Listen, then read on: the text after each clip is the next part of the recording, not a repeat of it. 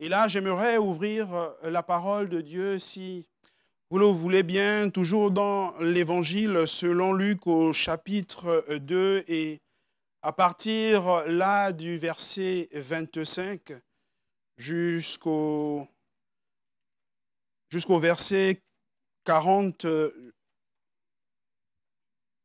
je dirais, au 39 pour comprendre le contexte. Luc chapitre 2, verset 25, où il est dit, « Et voici, il y avait à Jérusalem un homme appelé Siméon. Cet homme était juste et pieux. Il attendait la consolation d'Israël et l'Esprit Saint était sur lui. Il avait été divinement averti par le Saint-Esprit qu'il ne mourrait point avant d'avoir vu le Christ du Seigneur. Il vint au temple poussé par l'Esprit, et comme les parents apportaient le petit enfant Jésus pour accomplir à son égard ce qu'ordonnait la loi, il le reçut dans ses bras, bénit Dieu et dit, verset 29, « Maintenant, Seigneur, tu laisses ton serviteur s'en aller en paix selon ta parole, car mes yeux ont vu ton salut. Salut que tu as préparé devant tous les peuples, lumière pour éclairer les nations et gloire d'Israël, ton peuple. » Son père et sa mère étaient dans l'admiration des choses qu'on disait de lui. Siméon les bénit et dit à Marie, sa mère, « Voici, cet enfant est destiné à emmener la chute et le relèvement de plusieurs en Israël et à devenir un signe qui provoquera la contradiction et à toi-même une épée te transpercera l'âme afin que les pensées de beaucoup de cœurs soient dévoilées. » Il y avait aussi une prophétesse, Anne, fille de Phanuel de la tribu d'Aser. Elle était fort avancée en âge et elle avait vécu 7 ans avec son mari depuis sa virginité, restée veuve et âgée de 84 ans. Elle ne quitta pas le temple et elle servait Dieu nuit et jour dans le jeûne et la prière. Étant survenue, elle aussi, à cette même heure, elle louait Dieu et elle parlait de Jésus à tous ceux qui attendaient la délivrance de Jérusalem. Amen. Ce matin, oui, j'aimerais parler là de ce personnage de Siméon. Siméon, dans la Bible, il est dit de lui qu'il était avancé en âge. Et certains traducteurs disent qu'au fait, il n'était pas aussi vieux que cela. Il n'avait que environ 113 ans. Alors, mes frères, mes sœurs, vous êtes jeunes. Et là, c'est Siméon qui, oui, avancé en âge, aura là cette promesse du Seigneur. Il est certes que nous sommes là dans ce grand chapitre de Noël. Nous avons vu là l'annonce faite à Marie et à Joseph, les parents du Seigneur Jésus. Et nous sautons une partie, cette partie où les anges viendront annoncer aux bergers la naissance du Seigneur Jésus pour nous retrouver là dans la vie même de Siméon. Et il n'y avait pas, nous l'avons lu, il n'y a pas là que Siméon, parce qu'il nous est également parlé de Anne. De Anne. Anne, comme Siméon, attendait là la promesse de Dieu. Et nous pouvons également voir ce matin ce qui s'est passé là autour même de la venue du Seigneur Jésus-Christ. Il s'agit d'une époque où les conditions spirituelles étaient complètement déplorables. là dans cette condition où Hérode régnait, où les Romains régnaient, et le peuple attendait là un libérateur. Le peuple attendait là ce qui avait été annoncé par les prophètes. Un homme droit, dit la parole de Dieu. Un homme pieux, un homme de piété, et qui avait une profonde sincérité envers Dieu, sera toujours là dans l'attente même de la promesse. Âgé qu'il était, il attendra. Je dirais ainsi contre vents et marées et contre l'époque dans laquelle il vivait. Il va attendre cette promesse. Alors que d'autres personnes, d'autres Hébreux étaient là, d'autres Israélites étaient là, en train de petit à petit, là, vivre dans la cruauté et commencer à avoir là d'autres mœurs, de mauvaises mœurs. Eux, ils vont rester fermes.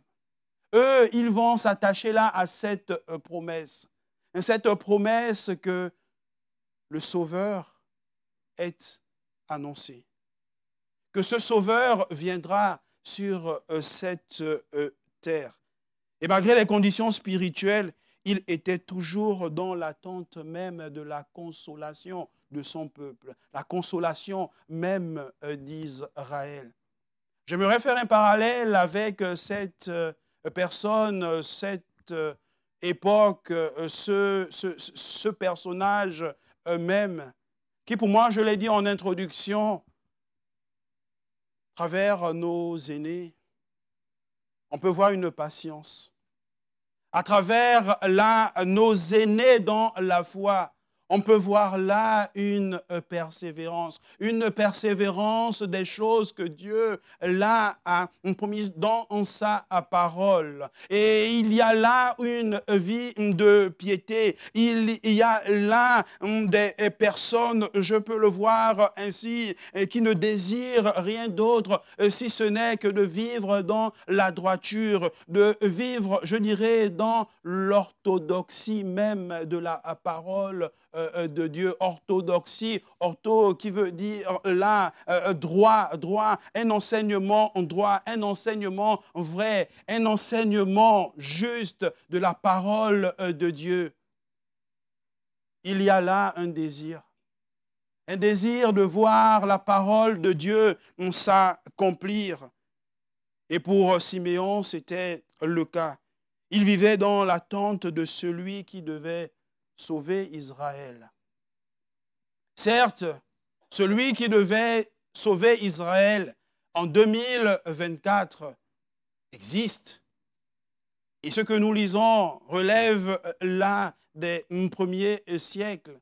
Et un encouragement encore, c'est de pouvoir là vivre dans l'attente de ce que procure la parole de Dieu. Vivre dans l'attente de voir là les âmes venir au Seigneur, des âmes naître de nouveau, des âmes venir à Christ, accepter ce cadeau qu'offre le Père.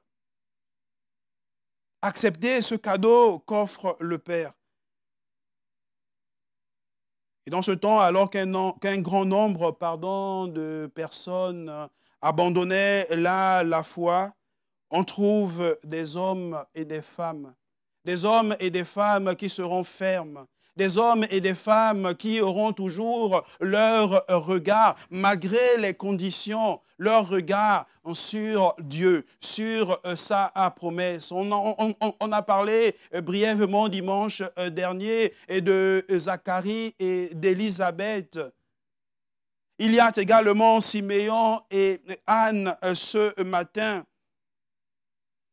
Ils étaient patients de cette promesse même.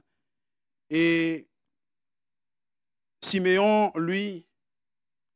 Zacharie, lui, il pourra le dire ainsi: béni soit le Seigneur, le Dieu d'Israël, de ce qu'il a visité et racheté son peuple et nous a suscité un puissant sauveur dans la maison de David, son serviteur, comme il l'avait annoncé par la bouche de ses saints prophètes des temps anciens, un sauveur qui nous délivre de nos ennemis et de la main de tous ceux qui nous haïssent.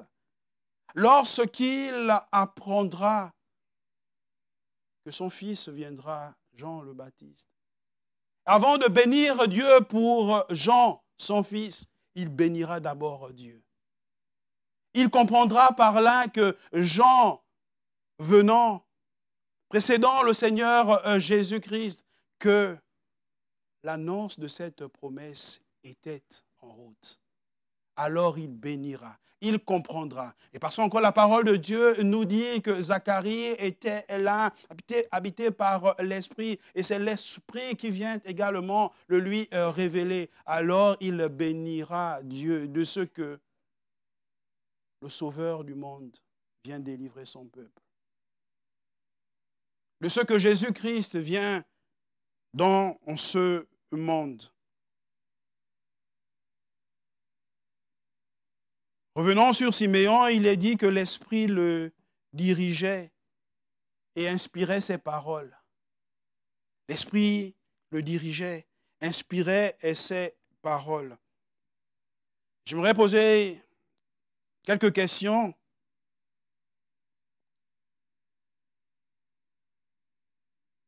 Dans quelle attente vivons-nous?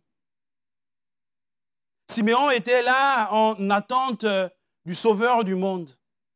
Siméon était en attente là du Messie, celui qui devait venir.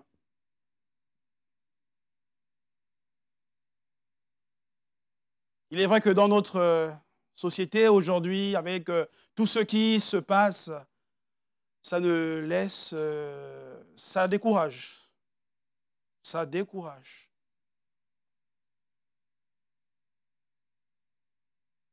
Et face à cela, qu'est-ce que nous attendons? Sur qui sont fixés nos regards? Sur qui sont fixés là nos yeux? Sur qui sont fixées là nos attentes eux-mêmes? Dans quelle attente vivons-nous? Et en décembre, Noël, attente de recevoir à la fin de ce mois un cadeau. Attente de recevoir là de nos parents, de recevoir là de nos grands-parents un cadeau. Et sommes-nous là dans cette attente ou dans l'attente que le Sauveur du monde là vienne et illumine encore nos vies? Ce cadeau venu du ciel. Que ce soit lui et uniquement lui, Jésus-Christ, qui illumine nos vies. Que le don de Dieu, le cadeau du Père prenne place, prenne toute la place dans nos vies, car c'est de loin le plus grand et le plus beau cadeau. Christ, le plus grand et le plus beau cadeau pour nous, pour chacun d'entre nous ce matin. Et c'est ce que, je dirais, Papy Siméon avait compris. Le cadeau venu du ciel, Jésus-Christ.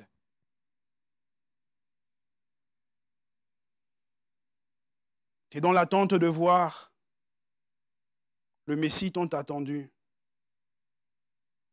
Et pour nous aussi, nous pouvons être, malgré notre persévérance dans la foi, pouvons être là aussi, et il ne s'agit pas seulement de nos aînés dans la foi, mais de chacun d'entre nous, être là dans l'attente de voir vraiment des hommes quitter de l'ombre des ténèbres à la lumière. Être là, chacun d'entre nous, être là dans cette attente de voir enfin le message de l'Évangile toucher les cœurs. de voir des personnes complètement renfermées sur elles-mêmes, pouvant s'épanouir dans la gloire de Dieu, dans la présence de Jésus, et simplement parce qu'il serait venu là, il viendra dans les vies et changer les situations. C'est ce cadeau dont nous avons besoin. Ce cadeau venu du ciel. Et hormis ce côté du Sauveur du monde venant les délivrer là de la servitude, de cet esclavage même des Romains, etc. Il y a là ce Sauveur qui viendra pour délivrer l'homme de la servitude, du péché, de la servitude, de la mort spirituelle, l'emmenant à la vie spirituelle. Noël, c'est ce cadeau. C'est ce cadeau de Dieu. Et c'est de voir là le salut de Dieu pour Siméon. Voir le salut de Dieu avant même de mourir, avant même de quitter cette terre, avant même de fermer les yeux sur les réalités de ce monde. C'est vrai que lorsqu'on regarde les infos, etc., on se pose la question de savoir comment vont vivre nos enfants, nos petits-enfants.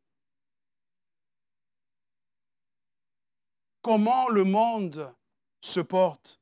Comment il se portera encore dans les générations futures? Et Siméon est là touché par cette parole de Dieu, cette promesse de Dieu qui est faite chair. Et avant qu'il ne ferme ses yeux, il peut voir la gloire de Dieu. Il peut voir la promesse de Dieu. Et nous aussi ce matin, nous pouvons le dire. Nous pouvons dire que oui, Dieu agit encore aujourd'hui. Nous pouvons le dire et affirmer que le Seigneur est là et il continue là de faire cadeau au peuple, cadeau à tout un chacun. Dans ce monde qui va complètement en lambeaux, il y a une promesse, il y a une espérance, il y a là un sauveur, il y a là un cadeau qui est apporté à l'humanité. Et cette présence du Seigneur pour Siméon est un événement capital. Événement capital pour lui. Mais pour nous aussi, la venue du Seigneur Jésus-Christ sur terre est un événement capital pour nous, pour chacun d'entre nous. Et Siméon va bénir Dieu. Il va bénir Dieu d'avoir tenu cette promesse.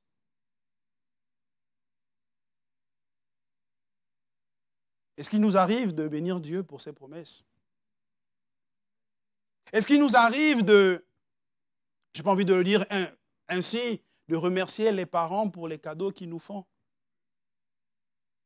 Ah, souvent pas. Mais là, il y a là cette bénédiction que Siméon apporte à Dieu parce qu'il a vu sa promesse, parce qu'il a là dans les mains, entre les bras, le sauveur du monde. Cette promesse est faite chair. Elle est là, vivante, palpable. Et il pourra alors apporter un cantique. Il pourra apporter là un hymne dans le temple lorsqu'il se rendra dans ce temple, voyant là le cadeau de Dieu. Il pourra apporter cet hymne. Nous pouvons le lire là au verset 29.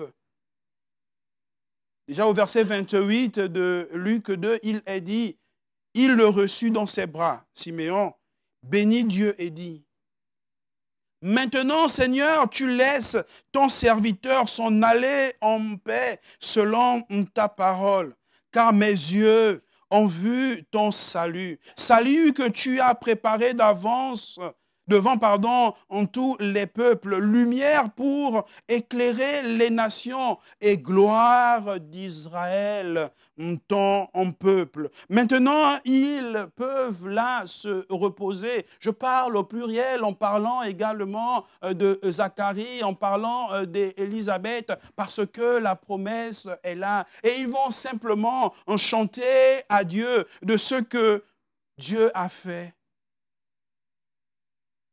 Oui. Voyons-nous souvent ce que Dieu fait? Réalisons-nous souvent ou toujours le don qui nous est accordé, le don de Dieu qui nous est accordé. Il y a là ce cantique inspiré par le Saint-Esprit. Et alors que Siméon sera en train d'entonner ce cantique, la parole de Dieu dit que Anne également sera dans le temple. Et les deux, cette sœur aussi âgée de 84 ans, sera là en train de louer Dieu. Sera là en train de remercier Dieu. Remercier Dieu, le Père, pour ce cadeau, Jésus-Christ. Malheureusement, aussi, nous arrive, oui, de ne pas remercier pour les cadeaux faits. Et ce qui parfois nous empêche d'adorer, de remercier ce cadeau fait, c'est parfois, comme nous pouvons le voir dans le monde, comme on le dit, tout ce qui brille. Ne pouvons pas aller à l'essentiel même, au véritable cadeau. Et on regarde tous les luminaires. On regarde tout ce qui tourne autour. Ne pouvons pas ou plus nous arrêter sur l'essentiel. Sur ce cadeau même venu du ciel. En pareille période, nous sommes là dans l'admiration des illuminations même de nos vies, des illuminations même de nos maisons, de nos façades aussi. Mais qu'en est-il de l'admiration de ce que la Bible même parle?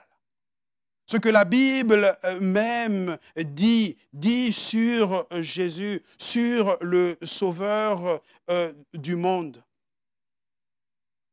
Verset 33, son père et sa mère étaient dans l'admiration des choses qu'on disait de lui. Marie et Joseph étaient dans l'admiration de ce qu'ils entendaient de Siméon sur Jésus-Christ. Ils étaient en admiration. Mes frères, mes sœurs, chers amis, sommes-nous encore en admiration? Ou alors le mois de décembre n'est rien d'autre qu'un mois particulier? Ne pouvons plus être en admiration. Admiration de ce cadeau fait. Ah ouais, mais moi je voulais un autre cadeau, pas ça, quoi. Bientôt, nos enfants, on aura la dépensée des sous, et nos petits-enfants, des sous pour leur acheter un cadeau. Et le jour même, ils vont jouer avec le carton et pas avec le cadeau. Ils vont jouer avec l'emballage. Non? Ce à quoi parfois ressemble notre monde. Ce parfois à quoi même nous, grands, nous ressemblons. Il y a ce cadeau qui est fait, cadeau précieux, ce don précieux apporté par le sacrifice du sang. Dieu le Père apporte à l'être humain ce sacrifice, ce cadeau. Et nous ne faisons absolument pas cas de ce cadeau. Nous ne faisons absolument pas cas. Et préférons jouer avec l'emballage. Comme je l'ai dit, l'emballage dans nos villes, tout ce qui brille. L'emballage de ces choses. Oublions le véritable cadeau. Oublions ce qui a là coûté. Et dans cet hymne de Siméon, il y a là un appel au salut. Au verset 31, il pourra dire « Salut que tu as préparé devant tous les peuples ». Salut que tu as préparé devant tous les peuples. Car mes yeux ont vu ton salut. Il pourra le dire, mes yeux ont vu ton salut. Et Ésaïe, lui, il pourra dire au chapitre 52, verset 10, l'Éternel découvre le bras de sa sainteté aux yeux de toutes les nations, et toutes les extrémités de la terre verront le salut de notre Dieu. Toutes les nations verront le salut de notre Dieu. Il y a là cet hymne au salut, préfigurant là le salut qui vient, et préfigurant là Jésus-Christ, le salut apparu en Jésus-Christ. Un hymne au salut. Un hymne là à la vie éternelle. Un hymne là à ce que le Seigneur, à ce que Dieu donne à chacun d'entre nous. Encore ce cadeau. Luc, toujours, il pourra le dire au chapitre 3 et au verset 6. Luc 3 à 6, il pourra dire « Toute chair verra le salut de Dieu. » Toute chair, tout être humain verra le salut de Dieu. Ce salut qui est accordé à tout être humain. Ce salut qui est accordé, et Siméon pourra le voir. Zacharie pourra là en entendre parler et aussi le ressentir, comme Élisabeth lorsqu'il est dit que quand Marie s'approcha d'elle, l'enfant Jean tressaillit dans son sein. Tout être humain verra le salut de Dieu. Et ce salut de Dieu était dans les mains de Siméon. Était dans les mains de Siméon. Et nous avons connu ce cadeau.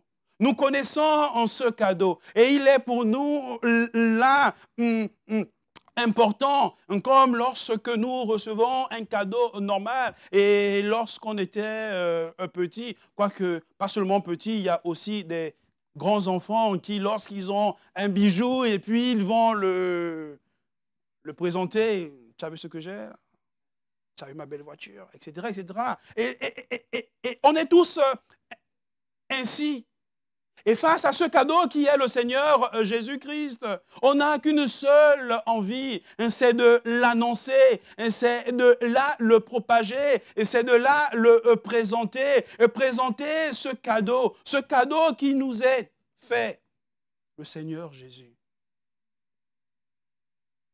On veut simplement le présenter, afin que tous les yeux le voient, que toute personne voit. Il y a alors cet hymne également à la mission, dans le cantique même qui est apporté au verset 29. Il y a cet hymne à la mission, allez par tout le monde, allez présenter, allez parler de ce cadeau. Allez annoncer ce cadeau. C'est ce que les jeunes feront cet après-midi. Parler de ce cadeau. Présenter, offrir ce cadeau. Oui. Les jeunes le feront parce qu'il y a également eu des hommes, des femmes, des aînés dans la foi qui depuis des années ont prié.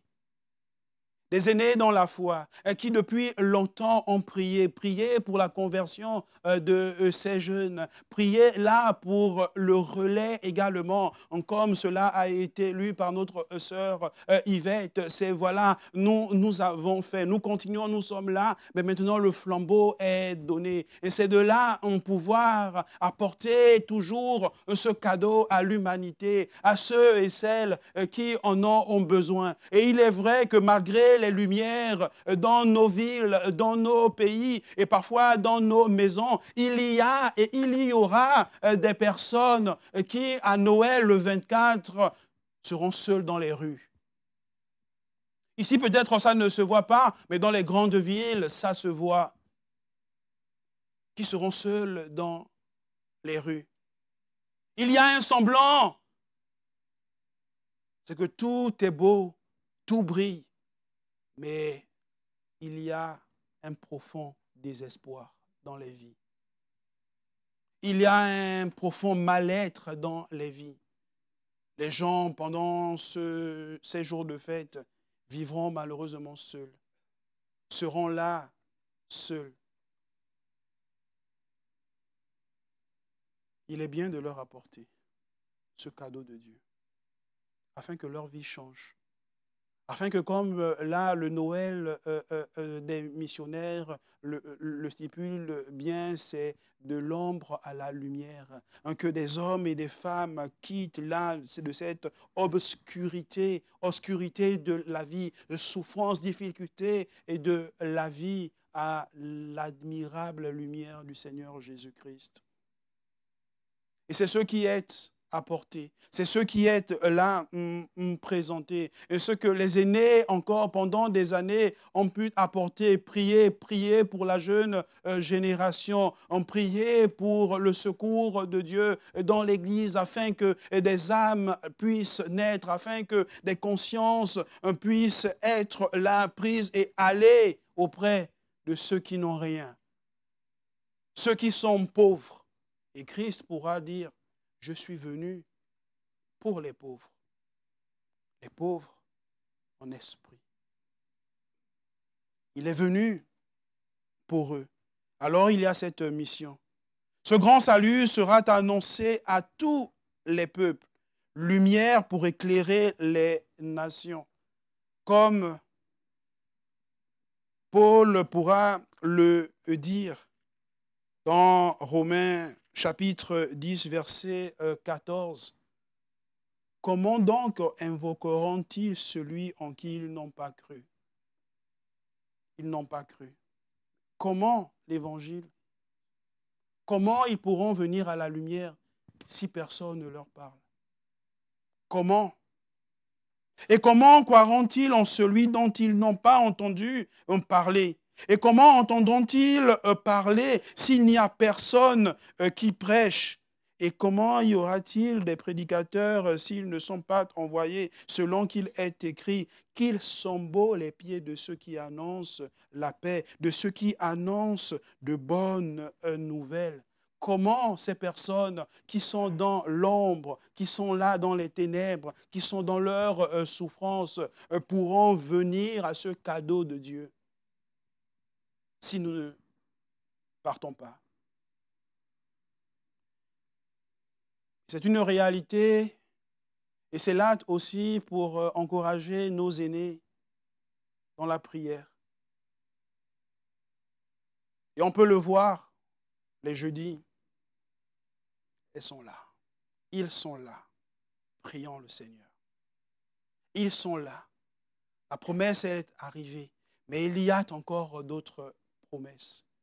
Et c'est ce à quoi nous voulons toujours prier, nous y attendre. Comment seront-ils au bénéfice là de ces cadeaux si nous ne partons pas vers eux et leur apporter? J'aimerais conclure maintenant et dire que Noël, c'est le cadeau de Dieu, Jésus-Christ. Jésus est le miracle de Dieu. Jésus-Christ est là le Rédempteur. Il est là le libérateur. Il est la libération même de tout un chacun. Noël, c'est Christ. Et pour Anne, à la fin de ce que nous avons lu de notre passage, elle ne se contentera pas de chanter. Avec Siméon, non. Elle va également répandre la bonne nouvelle. Elle va répandre là ce cadeau venu du ciel. L'enthousiasme va là en croissant à mesure que la population entend en cette parole. L'enthousiasme de tout un chacun sera grandissant. Voulant là découvrir qui est ce cadeau. Voulant là être plus que curieux et obtenir ce cadeau qui est Christ. Plus qu'un chant. Mais c'est de là en pouvoir répandre cette bonne nouvelle. Une exclamation de joie sera là formulée en souhaitant la bienvenue à notre roi, en souhaitant là la bienvenue à celui qui sauve, souhaitant là la bienvenue à notre Seigneur Jésus-Christ. Hosanna, aide-moi. Hosanna, sauve-moi. Hosanna, sauve-nous, Seigneur. Sauve-nous, nous, pour parler de ceux qui sont également à l'extérieur encore. Sauve-nous. Vous me direz, mais quand on lit le récit, il est mort à la croix, il a dit que tout était accompli. Oui, tout était accompli. Et si tout est accompli et que nous sommes dans une attitude passive en disant Dieu va faire, pourquoi sommes-nous? Et comment nous sommes arrivés à ce cadeau de Dieu? Parce que d'autres personnes nous l'ont présenté. Alors nous aussi, nous voulons prier. Nous aussi, nous voulons en crier. Sauve-nous, ceux qui sont au loin, ceux qui sont à l'extérieur, Seigneur, qu'ils soient aussi dans ta maison, qu'ils fassent aussi en partie là des tiens, qu'ils vivent cette lumière. Que cette lumière vienne là resplendir tout au long de leur vie. C'est ce que je disais dimanche dernier. Noël, c'est tous les jours. C'est là, cette vie, cette lumière que Jésus vient mettre au plus profond de nous. Dans les temps compliqués que nous vivons, que nous traversons, malgré les luminaires, nous voulons crier à Dieu et l'inviter dans notre misère. L'inviter dans notre misère, la misère même de ce monde, et lui demander de nous aider et surtout à demeurer en lui. Aide-nous, Seigneur, à toujours demeurer en toi. Pour nous voir Christ, le Christ sauvé. Pour nous, là, voir Jésus illuminer nos vies, éclairer les vies, sera notre plus grande joie. Ce à quoi nous nous attendons, voir Christ changer les vies, voir Christ illuminer toutes les vies. Amen. Jésus est ce cadeau. Et Siméon pourra là prendre le petit enfant entre ses mains et bénir Dieu. Nous voulons lever nos mains et également bénir Dieu de ce qu'il nous a accordé, de ce qu'il nous a donné ce cadeau, Jésus-Christ, de nous avoir fait ce cadeau. Siméon verra Christ, il le prendra, il louera Dieu, il bénira Dieu de ce que la promesse est faite, de ce que Noël est présent. Noël est arrivé.